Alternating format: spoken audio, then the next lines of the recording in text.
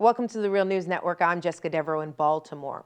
There are now 1.2 million homeless students in the United States.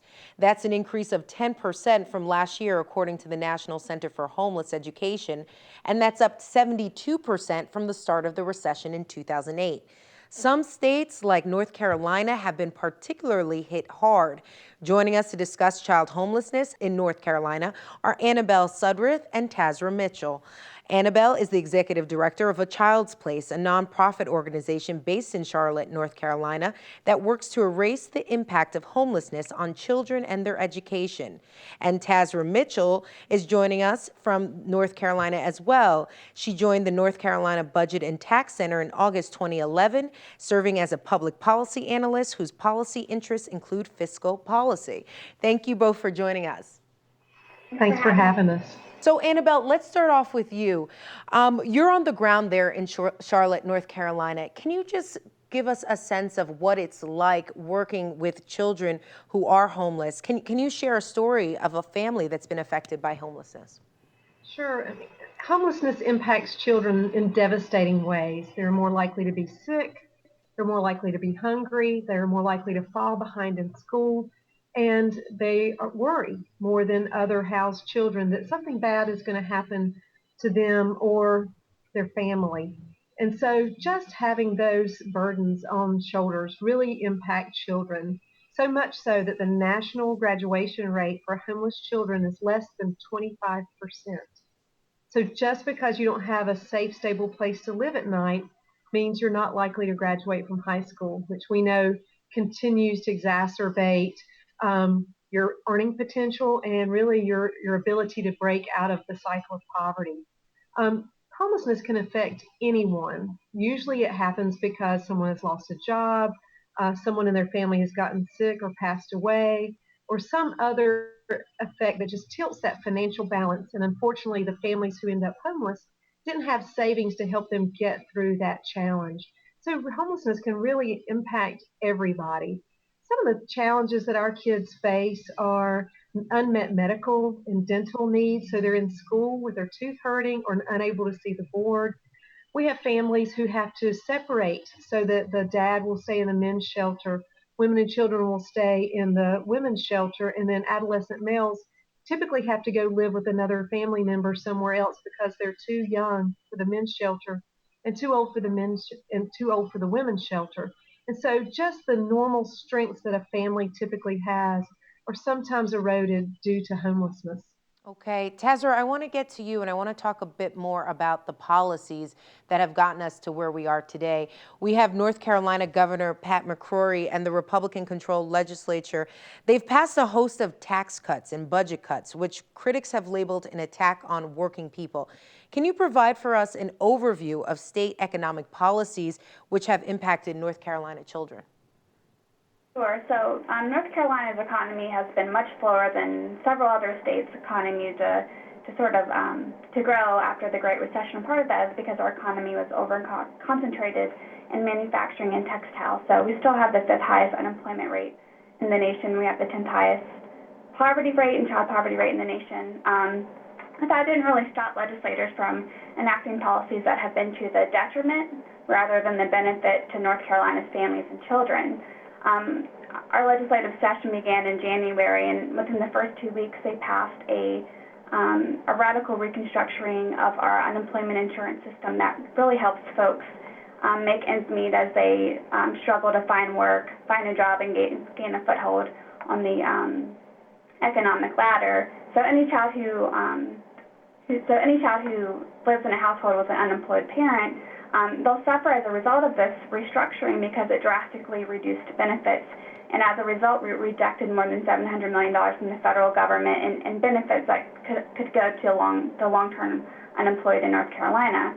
They also, like you said, passed a series of tax cuts that on average will shift taxes away from higher income people towards low income people. Part of that tax plan was not restoring the state's earned income tax credit, which is really one of the state's most powerful anti-poverty tools in the state. It goes to families who work but who earn low wages, and it really helps parents avoid raising their children in poverty. they also eliminated the child care independent tax credit.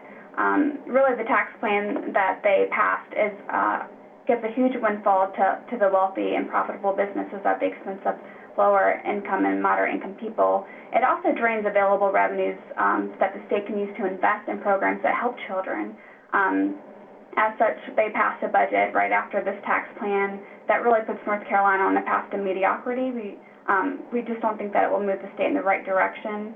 And talking about homelessness, last year, state lawmakers, they decided to take millions of dollars that we received in a settlement with some of the nation's largest mortgage servicers. Instead of using that to help struggling homeowners, they use those millions of dollars to plug a budget gap. So they're definitely making economic decisions that are not going to move North Carolina's families forward and really help families gain a foothold on the economic ladder. But Tazra, you're going to have people arguing that it's not the policies, this is just a product of the recession. You know, we've fallen on hard times, and the most vulnerable populations, they're going to be the ones that are going to be hit the hardest. What's your response to that argument? So, the recession ended almost 5 years ago. We're technically in an economic recovery. And, North Carolina's economy, like I said, we were over-concentrated in certain industries that make it harder for us to get back to where we started when the recession first hit. But there are definitely economic policies that lawmakers can put in place to move North Carolina forward.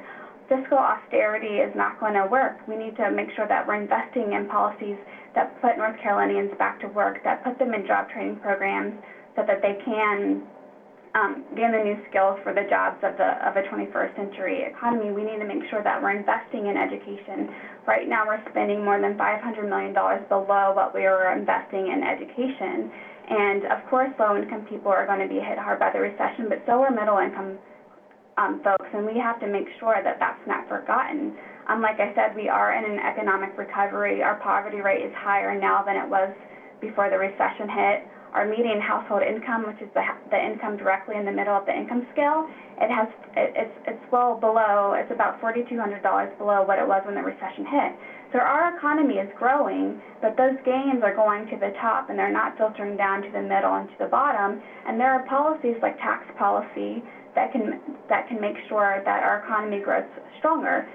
Failing to adequately invest in the engines of a strong economy will hold our state back, but it will also, cause even more long-term economic pain to our state. All right, I want to get back to the issue of child homelessness and put this in a national context. We have the Center on Budget and Policy Priorities. They've come out with a report which finds that the federal sequestration will cut $938 million for housing vouchers. It's the largest shortfall on record. I'm going to ask you, Annabelle, how will the federal sequestration cuts affect child homelessness? Affecting homelessness starts at the base, in your community, identifying and helping children who are homeless, looking at city policies on affordable housing and zoning, and things that will allow children to have homes to live in. It goes to the state level as well in policies around education and making sure our teachers are compensated appropriately so that homeless children can get the education that will get them out of poverty. And then, of course, at the federal level, when there's not enough rental subsidy funds, our families cannot make ends meet. If you do the math on even minimum wage for a 40-hour-a-week job, which most of our families are not getting 40 hours a week because of benefit concerns, there is no way that you can pay rent, fuel for transportation, clothing, food costs, and all the basics that families just need to live. So it affects our families at every level. With every cut, it just compounds the issues for the families of homeless children. All right, Tazra, I want to get your opinion on this. How can federal policies reduce child poverty and homelessness? Well, for starters, policymakers should be very careful not to dismantle the safety net that's in place to help families making ends meet. I'm talking about food assistance, housing assistance, energy assistance. As you know, right now there is a debate in Congress around SNAP, which is formerly known as food stamps. The Senate passed about $4 billion in cuts to the program over the next 10 years. The House passed about $10 billion or $40 billion over the next 10 years. We really have to be careful not to dismantle the safety net because our economy has not fully recovered, right? And families really depend on these programs to make ends meet until they can find a job, until they can get back on their feet. And when we pull back on these investments too quickly before the economy slowly recovers, it's not going to help keep poverty in check. It's only going to grow economic hardship. You know, we know that families often make a lot of trade-offs between whether they can pay their mortgage, pay their rent, and whether or not they're going to use those dollars to put food on the table, to put their kids in child care, or to pay for health care. As families continue to struggle and as the economic gains continue to accrue to the top, we need to make sure that we don't dismantle the safety net, but we also have to look at the long-term gain. We have to make sure that we're investing in policies that support workers, that create good jobs, that create jobs that pay a living wage that can support a family. But also at the federal level, we need to make sure that Congress takes a responsible path forward. They need to make sure that they include new revenues and not just cuts whenever they're looking at addressing the federal deficit, because cuts really do harm families and children especially. All right, Tazra Mitchell, thank you so much for joining us. Thank you. And Annabelle Sudrith, thank you for joining us as well. Thank you. And thank you for joining us on the Real News Network.